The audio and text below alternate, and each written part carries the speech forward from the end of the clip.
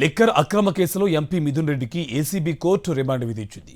August 1 వరకు remand విధించడంతో SIT అధికారులు మిథున్ రెడ్డిని రాజమండ్రి సెంట్రల్ జైలుకు తరలించారు. అయితే మిథున్ రెడ్డి సిట్ విచారణకు హాజరైన దగ్గర నుంచి కోర్టు రిమాండ్ విధించే వరకు పోలీసులు చేసిన ఓవర్ యాక్షన్పై విమర్శలు వెల్లువెత్తున్నాయి.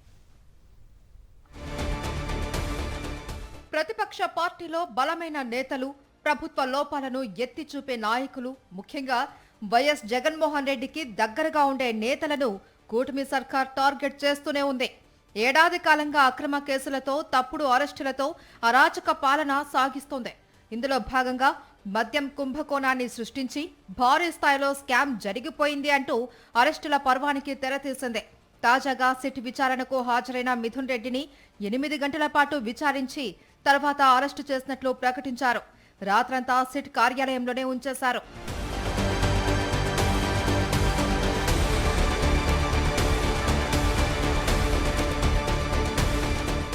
మిథున్ రెడ్డిని ఉదయం 10:30 సమయంలో విజయవాడ ప్రభుత్వ ఆసుపత్రికి తరలించి వైద్య పరీక్షలు నిర్వహించారు పోలీసులు. ప్రభుత్వ ఆసుపత్రి వద్దకు వైసీపీ శ్రేణులు భారీగా తరలి రావడంతో అన్ని వైపులా గేట్లు మూసేశారు.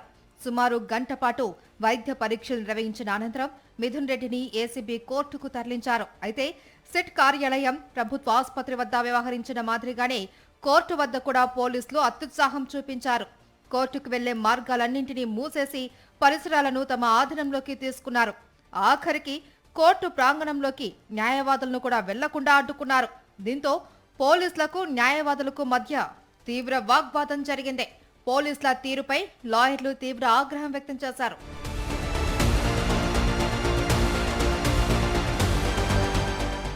ఏసీబీ కోర్టులో మిథున్ రెడ్డి తరపున ఆయన తరపు న్యాయవాదులు తమ వాదనలు వినిపించారు.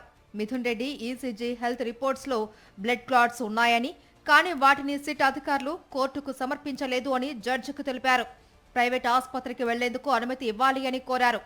వై కేటగిరీ భద్రత కలిగిన వ్యక్తి కనుక సెంట్రల్ జైలుకి పంపాలి అని కోరారు. ఇరుపక్షాల వాదనలు విన్న న్యాయమూర్తి మిథున్ రెడ్డికి ఆగస్టు 1 వరకు రిమాండ్ విధించారు. రాజమండ్రి సెంట్రల్ జైలుకు తరలించాలి అని ఆదేశించారు. 3 సార్లు ఎంపీగా గెలిచి ప్యానెల్ స్పీకర్ గా పనిచేసిన వ్యక్తి, పైగా వై కేటగిరీ భద్రతలో ఉన్న నాయకుడు కాబట్టి భద్రత, హెల్త్ ములాఖత్లకు సంబంధించి మిథున్ రెడ్డి తరపు న్యాయవాదులు 2 పిటిషన్లు వేశారు. ఈ మేరకు కోర్టు మిథున్ రెడ్డికి కావాల్సిన మెడిసిన్స్ కు అనుమతి ఇచ్చింది. చట్ట ప్రకారం ఎంపీకి ఇవ్వాల్సిన సౌకర్యాలు కల్పించాలి అని జైలు అధికారులకు సూచించింది. కోర్టు ఆదేశాలతో మిథున్ రెడ్డిని భారీ భద్రత నడుమ సిట్ అధికారులు రాజమండ్రి సెంట్రల్ జైలుకి తరలించారు. ఇప్పటి వరకు లిక్కర్ కేసులో అక్రమంగా అరెస్టైన 11 మందికి ఆగస్టు 1వ తేదీతో రిమాండ్ గడువు ముగియనుంది.